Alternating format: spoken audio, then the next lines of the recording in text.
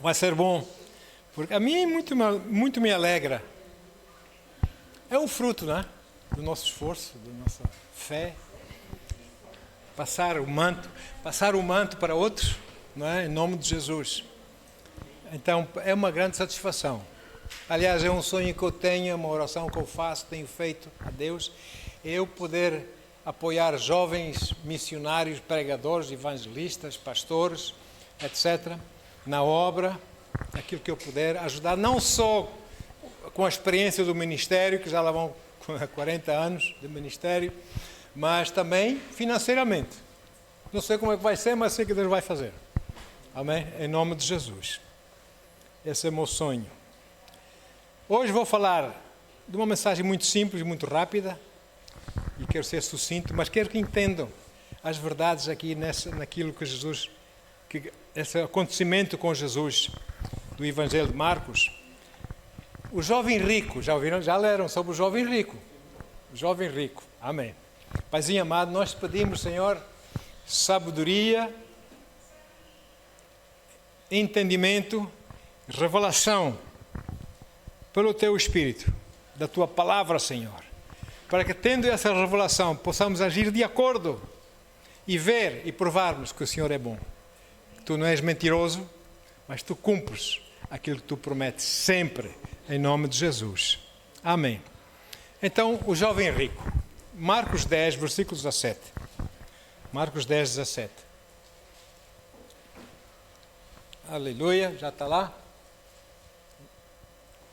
Ok, vamos lá. 17 em diante, não é? Tem vários versículos.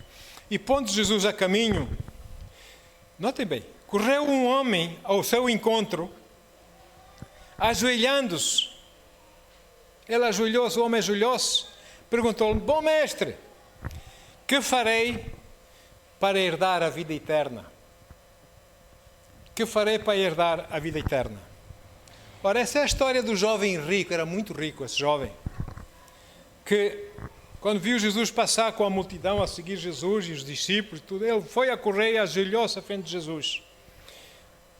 Chamou-lhe de bom mestre e perguntou-lhe o que é que ele pode fazer, enfim, na sua religiosidade, para herdar. Nota a palavra herdar a vida eterna. Então, é uma pergunta que é um pouco mal formada, porque ele não tinha essa informação, certamente o jovem não sabia desse facto. Amém? Porque uma pessoa, ninguém herda para se esforçar para herdar. Ninguém herda por se esforçar para herdar. Mas quem herda por quê? Porque nasceu herdeiros, sim ou sim. Amém? Porque nasceu herdeiro, vai herdar. É por isso que hoje não é a religião que salva, quem salva é o novo nascimento. Porque quando você nasce de novo, você torna-se o quê? Herdeiro de Deus e co-herdeiro com Cristo. Amém? O homem não estava, na sua religiosidade, achava que podia fazer uma coisa lá na sua religião, como hoje temos está cheio dessas coisas, e pensam que vão conseguir a salvação. Desenganem-se, não conseguem a salvação. Tem que nascer para ser herdeiro ou não. Amém? Glória a Deus. E Jesus, perante essa situação, o homem de joelhos à frente, esse jovem rico de joelhos à frente dele, a perguntar o que é que ele pode fazer para se esforçar a herdar a vida eterna, Jesus responde a essa pergunta assim com uma resposta assim, quase que não faz sentido. Em Marcos 10, versículo 18, Jesus responde: meu Pai, por que me chamas bom? Ninguém é bom a não ser um, que é Deus. Não é? Aparentemente, para essa resposta indireta do Senhor Jesus, parece que o Senhor Jesus está a ignorar, não é, a resposta do jovem rico para herdar a vida eterna. A verdade é que esse jovem rico, se ele explicasse a Jesus porque o chamou de bom, Se o jovem soubesse quem era Jesus, e por saber quem era Jesus, ele estava a chamar de bom, ele já automaticamente iria nascer de novo e iria herdar a vida eterna. Não precisava fazer esforço, andar quilómetros e não sei o quê, não sei quanto, não podia fazer nada disso. É pela fé, mediante a graça, pela fé, ou não? Amém? Ok. Automaticamente, essa confissão que Jesus é bom, porque só é bom é Deus, não é? Jesus, tu és Deus, ele seria salvo ou não? Então, podemos constatar que Jesus respondeu ao jovem, a esse jovem rico, mas o jovem não compreendeu o que Jesus estava a dizer, ele não entendeu o que Jesus estava a dizer. Amém? Por quê? Porque esse jovem não estava, na verdade, a ser sincero para Deus, para Jesus. Não estava. Vamos ver por que eu digo isso. Se, na verdade, esse jovem, amém, ele não estava à busca da vida eterna. Para ele, como religioso que era, e era muito religioso, ele pensava que já tinha vida eterna. Amém? O que ele fazia? Ele queria fazer o quê? Ele queria agradar Jesus, mostrar a Jesus e os demais que estavam lá a sua grande religiosidade. Sou fulano de tal, eu sou religioso, não é? E foi apenas para agradar o Senhor. E este facto fica claro nos versículos seguintes, pela resposta do Senhor Jesus, versículo 19. Versículo 19 diz assim: Jesus respondeu, ele viu logo quem ele era, religioso, não é? Diz assim: tu conheces os mandamentos? Não matarás, não adulterarás, não furtarás, não dirás falso testemunho, não enganarás ninguém, honra teu pai e a tua mãe. O Evangelho de Mateus, aqui, nesta passagem, essa resposta que Jesus dá ao jovem rico, lá em Mateus 19, versículos 18 e 19, ele diz assim, Mateus explica assim da forma assim, ao que ele perguntou, quais? Porque Jesus diz para guardar a lei, não é?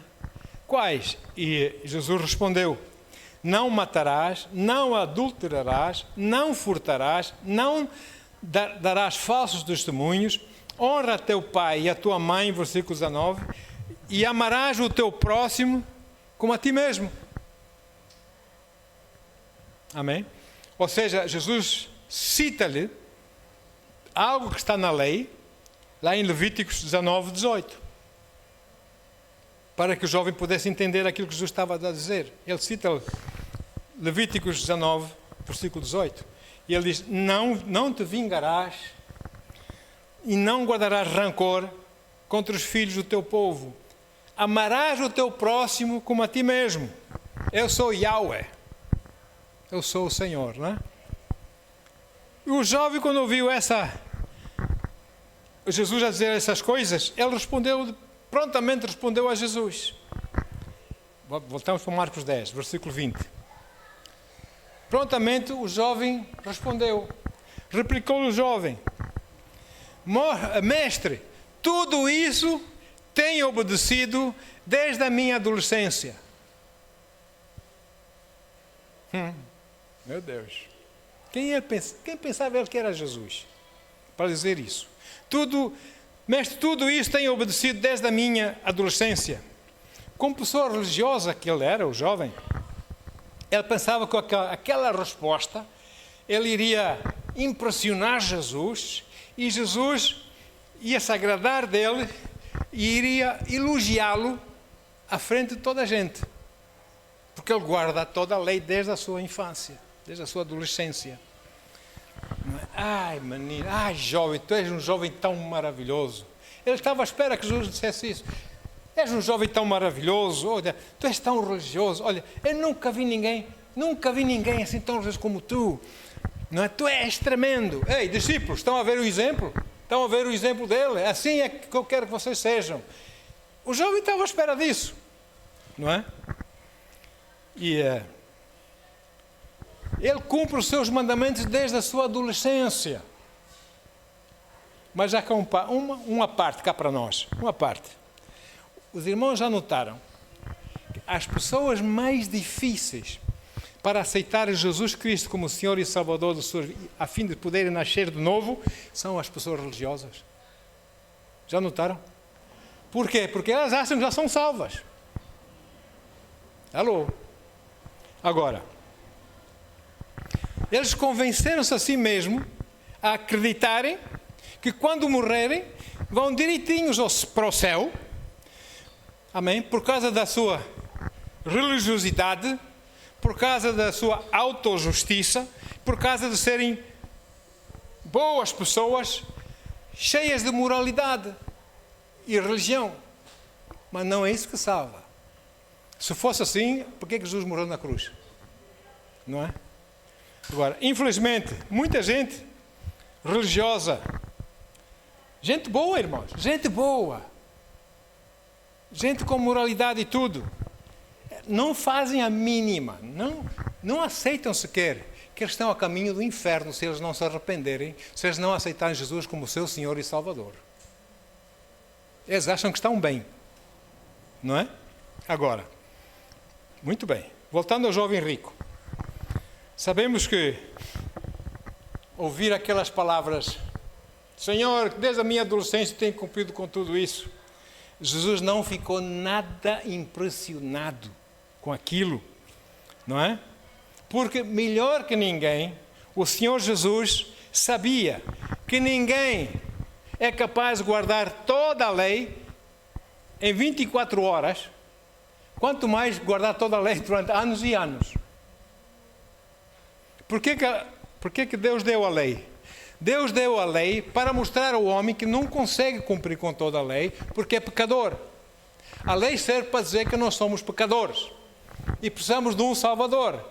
E o Salvador, o seu nome é Jesus Cristo. Não é outro santo, não é outra santa, não é outro nome. Jesus Cristo. Foi Ele que morreu na cruz. Amém? E então, porque se tal coisa fosse possível, guardar a lei todos os dias, durante anos e anos, então não seria necessário Jesus vir morrer por nós. Íamos guardar a lei, não é? E quando morrêssemos, íamos para o céu. Para que Jesus tinha que vir morrer? Porque era impossível nós guardarmos a lei. Nós vimos há dias, lá em Tiago, diz que, no livro de Tiago, diz que se nós tentamos cumprir toda a lei, mas se falharmos no mais pequeno da lei, nós falhamos em tudo. A lei diz que nós somos pecadores, nós não conseguimos guardar a lei. A lei, se você quiser, é o cartão de visita de Deus. Ele diz, eu sou Deus, eu sou assim. Vocês não são assim, vocês não conseguem, vocês não têm força nem capacidade para fazer tudo isso. Vocês falham. Vocês precisam de mim. É o que Deus estava a dizer às pessoas. Agora, e assim Jesus teve que vir, nascer da Virgem, andar neste mundo a ensinar a palavra do Senhor, ir para a cruz, porque Ele é o Cordeiro de Deus que tira os pecados do mundo. Amém? Ele cumpriu a lei e os profetas, como nós vimos na semana passada. Ele cumpriu o Velho Testamento todo. Amém? Para que nós, agora que não conseguimos cumprir com toda a lei, pudéssemos aceitar Jesus como Senhor e Salvador das nossas vidas e nascermos de novo e sermos herdeiros do Pai e co-herdeiros com Jesus das coisas de Deus. Amém, queridos? Ok, muito bem. Então, na nossa força nós não conseguimos herdar a vida eterna. A religião diz que consegue, não consegue. Jesus fez a obra. E nós assumimos o que Jesus fez por nós pela graça de Deus e mediante a fé. Não é? Ok, agora, Marcos 10, 21. Veja só aqui. Então, Jesus olhou com compaixão para aquele jovem que estava a dizer que cumpriu todo desde a sua adolescência. Jesus olhou para ele. A minha Bíblia diz com compaixão. E lhe revelou. Contudo, falta-te algo mais importante. Ele diz, vai, vende tudo o que tens, entrega-o aos pobres e receberás um tesouro no céu. E então vem, segue-me. Ou seja, então vem, toma a tua cruz, né? Segue-me. Vive comigo, segundo os meus ensinamentos, segundo a minha doutrina, pelo meu Espírito, pela minha palavra. E esse versículo clarifica a razão por que Jesus citou com aquilo que já lemos de Levíticos 19, 18, não é? Amarás o teu próximo como a ti mesmo. Olha só, é que se esse jovem, que verdadeiramente era muito rico, amém? Se ele amasse o próximo como a si mesmo, então ele certamente iria fazer qualquer coisa, não teria problema nenhum em vender parte da sua riqueza para com essas finanças ajudar os pobres, os necessitados, porque esses também são o seu próximo. E ele estava a mostrar que estava a amar o próximo. Não sei se os irmãos estão comigo aqui, até aqui. Amém? Agora, vamos continuar a ler. Marcos 10, 22. Mediante aquelas palavras, o Senhor disse: vende tudo e segue-me, não é? Mediante aquilo, olha a atitude do homem. Marcos 10, 22. Diante disso, o homem abateu-se profundamente e retirou-se entristecido, pois possuía muitos. É verdade. Há pessoas que põem os bens e as riquezas que têm acima de Deus. Servem, passam mais tempo, servem com mais força, com mais prioridade aos bens e as riquezas desse mundo do que servem a Deus. Ou seja, o Deus deles não é Deus, não é Jesus. O Deus deles é riqueza, bens. E então, Jesus propôs a esse jovem a única forma possível, porque Jesus, assim que viu o jovem, já sabia que estava a passar, não é? Jesus é assim. Tirou logo o raio-x, não é? Viu logo quem ele era. Então Jesus propôs a única maneira possível dele se livrar desse espírito de ganância para os bens, para a riqueza. Livrar-se disso. Ajudar a quem precisa, o necessitado, e andar com Jesus, seguir Jesus. Não é? E porque ganância é uma coisa horrível, irmãos. Agora, mas nessa passagem, há quem pregue, assim, religiosamente, quem prega que Jesus está a dizer que não se deve ter riquezas. Eu não vejo isso na Bíblia, desculpe. Nós podemos ser de Jesus e ter riquezas ou não? Se não, pergunta a Abraão, pergunta a Davi, pergunta a tantos outros.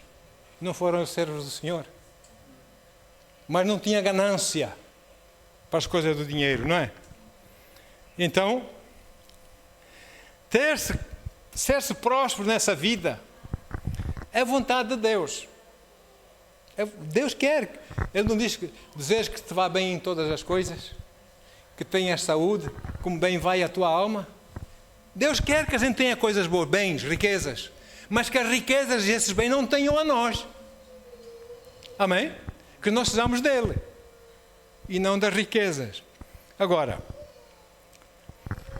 porque se as pessoas ricas não pudessem ter acesso ao céu, à vida eterna, significa que por serem ricas de antemão, elas já estavam ao caminho do inferno. É isso. Mas não é isso que Jesus ensina, ou é? Jesus não ensina isso na palavra. O Senhor quer que a gente tenha coisas boas, riquezas, bens, etc, etc. Mas que essas coisas não nos tenham a nós. Amém? Porque Deus é rico, não é? Não é que diz na Bíblia? O gado nas 1000 colinas é minha. O gado é meu. Todo o ouro, toda a prata na terra pertence. Os diamantes são meus. O petróleo é meu. Alguém mais rico que Deus? Aleluia.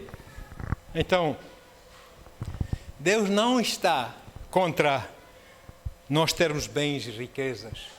Deus está contra os bens e as riquezas não terem a nós, controlarem as nossas vidas. Amém? E glória a Deus. Deus está contra nós permitirmos que bens e riquezas, dinheiros, etc, etc, dominem as nossas vidas acima de Deus e sirvamos essas coisas acima de Deus. Mas não é isso que Deus quer. Tudo bem que a gente, desde que a gente sirva ao Senhor primeiro, amém? E com fidelidade. Precisamos dar prioridade a Deus. Olha aqui uma passagem interessante. Lucas 14. Jesus conta, Lucas 14, 16 a 20. Diz assim: Jesus, contudo, declarou: certo homem estava preparando um notável banquete e convidou muitas pessoas. Próxima hora do início da ceia, enviou seu servo para anunciar aos que haviam sido convidados: vinde, eis que tudo está preparado para vós. Contudo, um por um, começaram a declinar com desculpas. Olha aí, o amor às coisas de cá de baixo, não é? Ao dinheiro. Começaram a declinar as suas desculpas. O primeiro alegou: acabei de adquirir uma grande propriedade, preciso ir vê-la. Por favor, queira desculpar. Não pode ir um bocadinho mais tarde, depois da ceia? Tem que cancelar a ceia, não é? Enfim, outro conviva explicou-lhe: acabei de comprar 5 juntas de bois, ou seja, acabei de comprar um grande trator e eu preciso ir experimentá-los. Não pode ir experimentar depois da ceia? Rogo-te que me tenhas por perdoado. Outro ainda argumentou: acabo de me casar e por esse motivo não posso ir. Não podes ir levando a tua esposa contigo à ceia? Ele? É assim. Por isso também Jesus diz em Mateus 6, 24. Mateus 6, 24. O Senhor diz o seguinte: ninguém pode servir a 2 senhores, pois odiará um e amará o outro. Ou será leal a um e desprezará o outro. Não podeis servir a Deus e a Mamon. Mamon são as riquezas, os bens da terra. Não podeis servir a Deus e a Mamon ao mesmo tempo. Eu não posso servir a Deus e o dinheiro ao mesmo tempo. O meu Senhor é meu Deus. Amém? E depois essas coisas vêm para o acréscimo. Deus abençoa. Deus quer que os seus filhos vivam bem. Amém? Mas não vou servir essas coisas. E sabe, uma coisa muito forte aqui, continuando em Marcos 10. Até os próprios discípulos ficaram a olhar para Jesus. Marcos 10, versículo 23 a 24. Até os próprios discípulos, queridos. Olha aí. Então Jesus, observando ao redor, declarou aos seus discípulos: quão difícil é para aqueles que possuem muitos bens, ingressar no reino de Deus, por causa daquilo que já falei, não é? Versículo 24. Os discípulos ficaram o quê? Perplexos diante de tais palavras. Por que será? Eu já vou explicar. No entanto, Jesus insistiu em lhes afirmar. Deus estava-lhes a dizer a verdade. Filhos, entrar no reino de Deus é de facto muito difícil. Sabe porquê que os discípulos ficaram perplexos? Aliás, vamos primeiro aqui para Mateus, já agora também, Evangelho de Mateus, 19, versículo 25. Aqui não diz perplexos, diz atônitos. A minha tradução, essa eu não sei. Ouvindo isso, os discípulos ficaram atônitos e exclamaram: Senhor, sendo assim, quem pode ser salvo? Sabe por que os discípulos ficaram atônitos, perplexos? Perguntaram: sendo assim, quem é que vai ser salvo? Sabe por quê? Porque, ao contrário do que a religião diz, os discípulos não eram pobres, não eram os pobretanas quase que os miseráveis que andavam por aí. Jesus não era um miserável pobretanas que andava descalço, não sei o quê, como pintam, como a religião pinta. Eles estavam bem da vida. As vestes de Jesus, quando ele foi crucificado, os soldados nos julgaram, ajudados a ver quem ganhava aquela Pierre Cardin que Jesus vestia. Os discípulos, quando seguiram Jesus, eles não tinham barcos de pesca, eles não tinham negócios que deixavam para trás com os familiares, eles tinham dinheiro, por isso é que eles ficaram perplexos. Então quem é que vai entrar? Quer dizer, será que nós também vamos entrar? E Jesus explicou para eles. Olha aí. Jesus explicou-lhes. Mas antes disso, eles eram um grupo, 12 homens, fora outros que seguiam, né? Homens e mulheres que seguiam Jesus. Mas os 12 discípulos com Jesus, se fossem pobres, por que é que tinham de ter um tesoureiro? Já viu algum pobre com tesoureiro? Já viram algum pobre com tesoureiro? Para controlar o dinheiro? as finanças. Quem tem tesoureira tem dinheiro ou não? E precisa que alguém cuide, não é? Eles tinham um tesoureiro. Acha que eles eram pobres? Olha aí. Na verdade, como eu disse, Jesus vestia-se com roupas de qualidade, irmãos. Amém? Aleluia. Como já vimos, a razão que levou os soldados a jogarem sortes pelas suas roupas. Por isso, não admira, queridos, que os discípulos, eles próprios, ficaram perplexos ou atônitos perante aquilo que ouviram Jesus dizer, que é difícil o rico entrar no reino dos céus, não é? Será que Jesus estava mesmo a dizer, como dizem, como algumas pessoas que ensinam assim, estavam a dizer que não tinham entrada no céu? Irmão, você tem muito dinheiro, se você quer ser salvo, dá o dinheiro toda a igreja para você poder entrar no céu. Olha, vai pôr a mão, vai roubar no outro lado, tá? Amém? Então, Marcos 10, 25 e 26. Marcos 10, 25 e 26. Ouvindo isso... Marcos 10, 25? Ok. É mais fácil passar um camelo pelo fundo de uma agulha, pelo buraco de uma agulha, do que um rico entrar no reino dos céus, no reino de Deus. E os discípulos, versículo 26, os discípulos ficaram assustados. É lá, nós até temos algum. Como é que é? Não é? Os discípulos ficaram muito assustados e comentavam uns com os outros. Sendo assim, quem conseguirá se salvar? Também nós ficamos atônitos quando ouvimos essa frase de Jesus, que Jesus usa, que diz que é um camelo passar por buraco de uma agulha. Na mentalidade dos ocidentais, isso não faz clique, não dá para entender. Não? Um camelo é um animal de 800 quilos a 1 tonelada. O buraco de uma agulha é uma coisa pequenina. Que não faz sentido o que Jesus está a dizer aqui. Mas já vou explicar. Então, nós temos que entender isso na cultura de então, dos dias de então, lá naquela área de Jesus, onde Jesus andou. Amém? E nos dias do Senhor Jesus, chamava-se o buraco da agulha a uma pequena porta que havia nos enormes portões das muralhas que iam à volta da cidade. Tinham várias entradas, enormes portões. E tinham, nesses portões, construído umas portinhas mais pequenas. E essas portas eram chamadas buraco da agulha. Dá para entender agora, não é? E durante o dia, esses enormes portões eram abertos.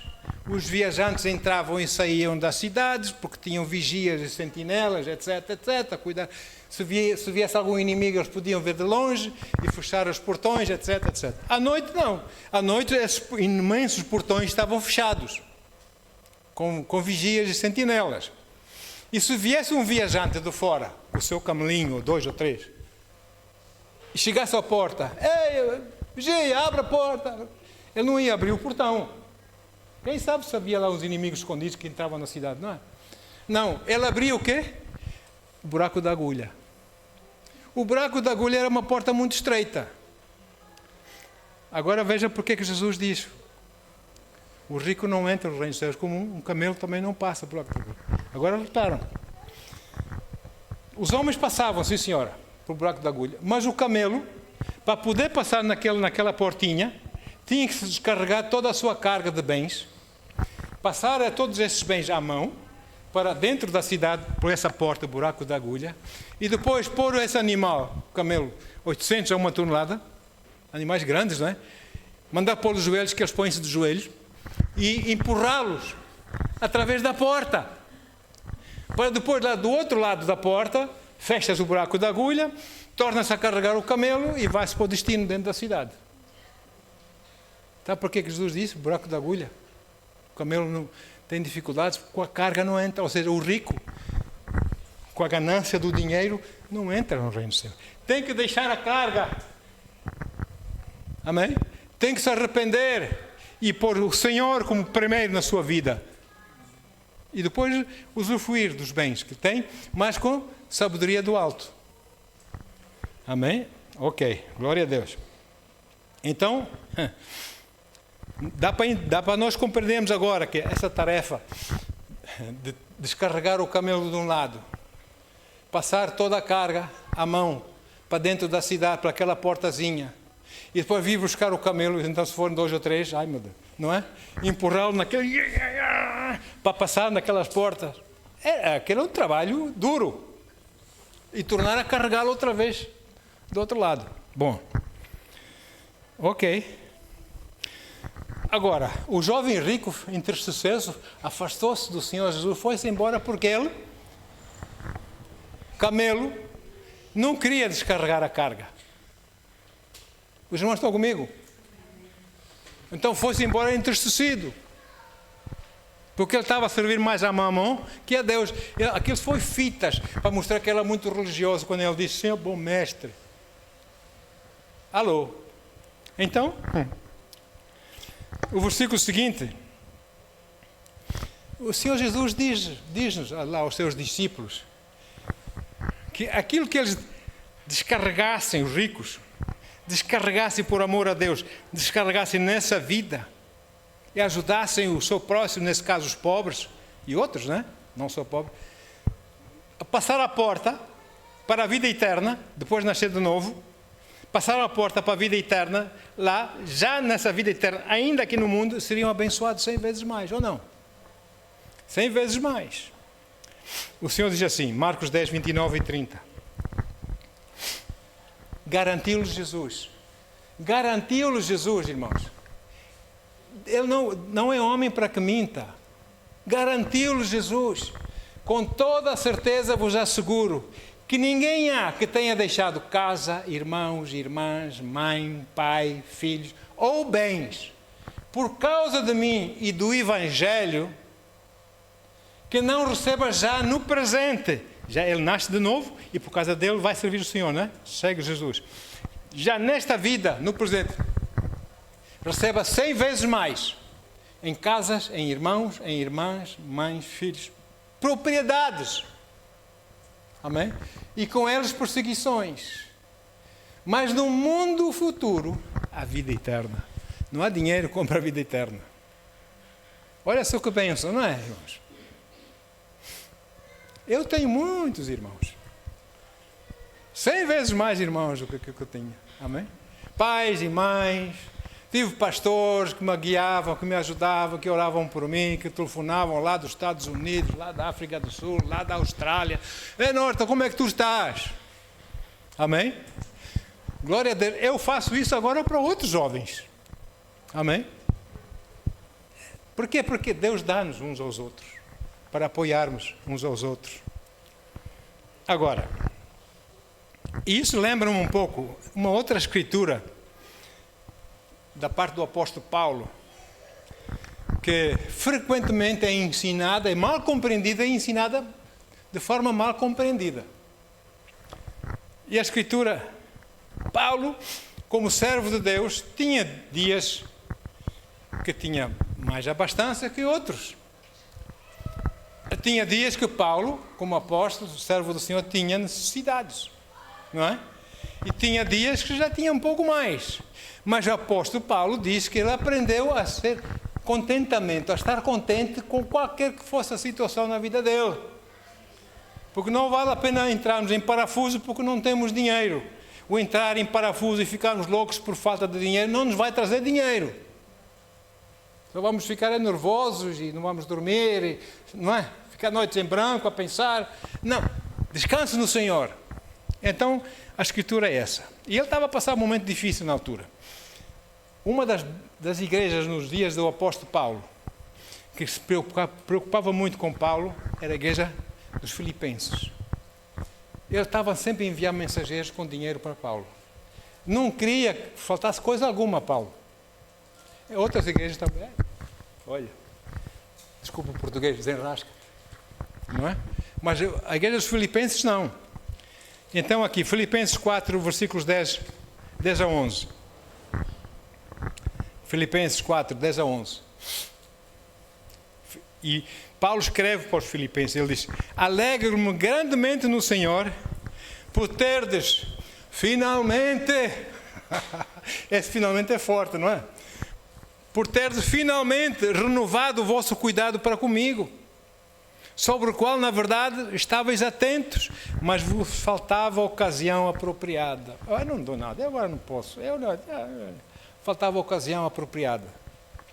Versículo 11. Não vos declaro isso por estar necessitado, porquanto aprendi a viver satisfeito, contente, sobre toda e qualquer circunstância. Se eu tenho, tenho. Se não tenho, não tenho. Não vou entrar em parafuso, não vou ficar nervoso por não ter. Não vou ficar negativo, não vou ficar com cara às 6 horas da manhã porque não tenho. Não, vou ficar contente porque o meu Deus não falha. Amém? Posso confiar nesse Deus. Aleluia.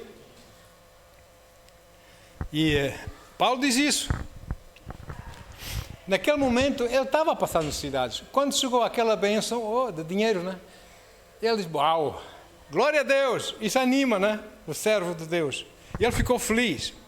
O ponto que Paulo estava, são 2 pontos que Paulo estava a se referir aqui, era que, antes de mais, nós como crentes, como cristãos, nós devemos aprender contentamento em qualquer uma das situações e circunstâncias das nossas vidas. Tenhamos ou não tenhamos dinheiro, não é? Vamos ficar satisfeitos porque nós somos dele. E ele sabe, ele cuida de nós, ele sabe quantos cabelos temos na cabeça, quanto mais, não é? Ele cuida de nós. Número 2, uma pessoa deve aprender a contentar-se, como eu disse, da circunstância em que se encontra e não entrar em negativismos e pessimismos, ficar azedo, responder mal às pessoas por causa de uma situação de falta de dinheiro. Isso não vai resolver o assunto, ou vai? Agora, como todos sabemos neste mundo, seja o que for deste mundo, circunstâncias nesse mundo, amém? Etc, etc, mudam ou não? Mudam, hoje é assim, amanhã já é assado. Então, eu não vou basear o meu contentamento nessa vida em coisas desse mundo que são passageiros. Deixa-me dizer de outra maneira, o dinheiro flutua, não é? Os preços sobem e baixam, a inflação sobe e baixa, a economia também é assim, não é? Prontos, e eles lá vão se enchendo e nós é que vamos pagando e aí vamos, não é? E as coisas flutuam, amém? Tem seus altos, tem seus baixos. Os valores das coisas que nós compramos, uma compramos a 100, amanhã já só vale 20. E por aí vai, não é? E baixam as coisas.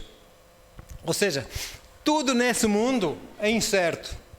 Então, eu não vou basear o meu contentamento em coisas que não são certas. Eu vou basear em algo que não muda, que é forte. Amém? Em quem é que eu vou basear, então, o meu contentamento? Em Jesus. Porque a Bíblia diz lá em Hebreus que Jesus é o mesmo ontem, hoje, eternamente. Ele não muda. Então, eu vou basear o meu contentamento no Senhor. Amém? Mesmo quando eu não tiver, eu sei que Ele sabe que eu não tenho. E eu oro, eu louvo a Deus, obrigado pela vitória. Senhor, quando eu menos esperar, está ali. Amém? Eu lembro na Inglaterra, irmãos. Fomos numa conferência, um grande amigo meu, pastor de Tampa, onde passou agora o furacão. Foi meu professor na escola bíblica, meu querido. E ele estava em Londres, numa grande conferência lá, e ele mandou-me um e-mail. Ei, meus amigos portugueses, quero vos ver aqui na conferência. A gente não tinha muito, mas fomos para honrá-lo. Foi uma semana de conferência, de manhã e à tarde e à noite, todos os dias, de manhã à tarde e à noite. Pronto. Aí ficamos. Segundo ou terceiro dia, vamos levantar uma oferta para ajudar a pagar as despesas, porque é muita despesa. Quem quiser, vamos passar agora, as pessoas vão levantar o dinheiro, quem quiser dar, dá.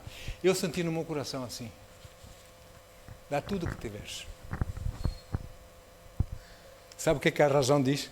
O que é que vais comer? Agora, daqui 1 hora é almoço, o que é que tu vais comer para o almoço, se deres tudo? Vais passar fome? E a tua mulher? Não come? A voz tornou a dizer, dá tudo. Eu olhei para a pastora e disse: estás a sentir o que eu estou a sentir?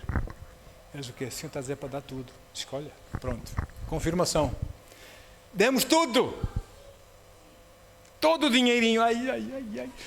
Mas confiando no Senhor, não é? Demos o dinheiro. Acabou o culto, há um intervalo entre cultos. Acabou o culto, nesse intervalo. Veio um casal inglês que nós não vimos de lado nenhum, irmão, não conhecíamos. Veio ter conosco. Vocês são pastores em Portugal, é? Somos? Olha, eu não sei se vocês levam mal, espero que não levem a mal, mas o meu marido e eu sentimos abençoados com finanças. Olha, irmãos, recebemos o dobro daquilo que nós demos. Dizem-me que Deus não existe? É preciso ter fé, porque a fé agrada ao Senhor, ou não? Aleluia. Então, Jesus é imutável. Eu vou confiar em alguém que não muda, alguém que é sólido, que posso confiar o meu contentamento, tenha eu dinheiro ou não. Então eu confio em Jesus. E também na sua palavra, nas suas promessas, porque a Bíblia diz lá em Marcos 13, 31, Marcos 13, 31, aleluia. Jesus diz: os céus e a terra passarão. Hoje são, amanhã já não vão ser. Amém? Contudo, as minhas palavras nunca passarão. Amém? Só Deus sabe o dia e a hora que vai acontecer essas coisas. Mas a palavra do Senhor, a promessa de Deus não passa. Se é assim mesmo. E não falha. E Ele não muda, Ele é imutável. Então, se você quiser basear o seu contentamento em alguém que não muda, que é o meu conselho, faça-o em Jesus. Amém? Em nome do Senhor. Então, Deus deseja que os seus filhos aqui na terra, aqueles que o aceitam como Senhor e Salvador em sua vida e que nascem de novo, que herdam a vida eterna, Ele deseja que os seus filhos prosperem e nos vá bem em todas as coisas, não é como Ele diz lá na sua palavra? Amém? E que nós tenhamos boa saúde. Há 3 coisas. Os religiosos dizem: estás doente? Castigo de Deus. A vida te corta mal, tu estás em pecado. Não sei o quê. Irmãos, 3 coisas que vêm do inferno: doença, pobreza e maldição. E Jesus aboliu isso com a sua morte na cruz e ressurreição. Agora temos que depositar a nossa confiança naquele que não muda. O seu nome é Jesus. Amém? Então é assim. Essa sabedoria, amados, ensina-nos a usarmos bem as nossas finanças. O mundo diz: poupar, põe no banco. Vais perder, põe tudo no banco, vai. Ou então, não, semeia. Você ama o seu próximo como a si mesmo. Conhece alguém que está a passar por necessidades, vai e ajuda essa pessoa. Mas não é da minha igreja, não faz mal, vai ajudar. Se Deus pôs no seu coração, vai ajudar. Amém? Ajuda essa pessoa. Amém? Ore por ela. Se Deus é para você dar finanças, dê-lhe finanças. Porque você não vai perder, você vai receber 100 vezes para trás, 100 vezes mais. Se você, entretanto, não perder a sua fé, não ficar desiludido, nunca mais Deus me dá. Na escola bíblica, uma coisa muito engraçada. Tinha lá um rapaz na África do Sul, que era Zulo, muito querido, eu gostava muito dele. Eu ria muito porque ele era assim, muito daquela gente cómicos, né? Então ele tinha sempre um livrinho e sempre quando dava qualquer coisa, uma oferta ou uma coisa, ele escrevia. Eu um dia perguntei-lhe: ouve lá, sempre que dás, eu já vi, sempre que tu vais dar oferta, às vezes tinha lá alunos que não tinham dinheiro para pagar as aulas, a estadia, etc. Nós tínhamos que ajudar uns aos outros, não é? Sempre que tu vais dar algum dinheiro, eu vejo que tu aponta no livro. Pois. Porque eu no fim do mês, diz o rapaz, no fim do mês, eu somo tudo e espero que Deus me dê 100 vezes mais. Eu digo assim, rapaz, 100 vezes mais em saúde, não só em dinheiro, em paz, em segurança, tu não sabes se passas aí onde estás a passar até ao perigo à espreita, onde tu nem sonhas, porque Deus está-te a proteger. E tudo isso faz parte do que tu semeias para trás. Amém? Mas vai ser muita graça isso. Então, amados, Deus quer que a gente use com sabedoria. Possamos amar o próximo como a nós próprios. Se eu gosto de ter coisas boas, o meu próximo também gosta, não? E se ele não pode, eu vou ajudá-lo a ter. Ou não é? É isso que eu admiro muito o povo americano. Eles dão, irmãos. Eles dão. A sério. Há uma necessidade, estão ali, tal. Por isso é que são abençoados, não é? São as mãos abertas, eu tenho mãos fechadas assim. Sabe como é que é? Lá no Brasil, aprendi isso quando estive no Brasil, não sabia que ele estava a falar comigo.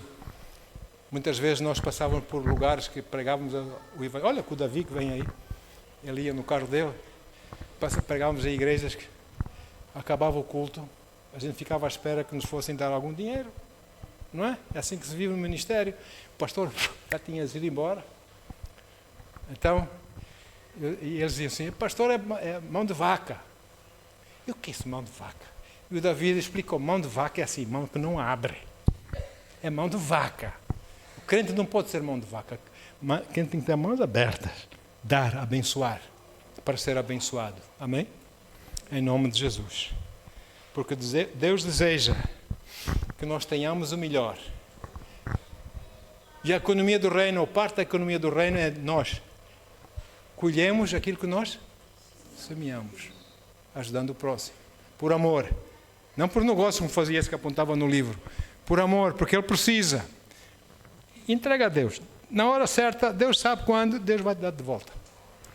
Em nome de Jesus. Pai, obrigado, Senhor.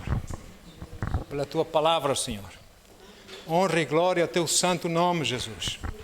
Bendito seja o teu santo. Pai, obrigado, Senhor. Aleluia. Senhor, que nós, porque nascemos de novo, somos herdeiros do Pai e co-herdeiros contigo, Senhor amado.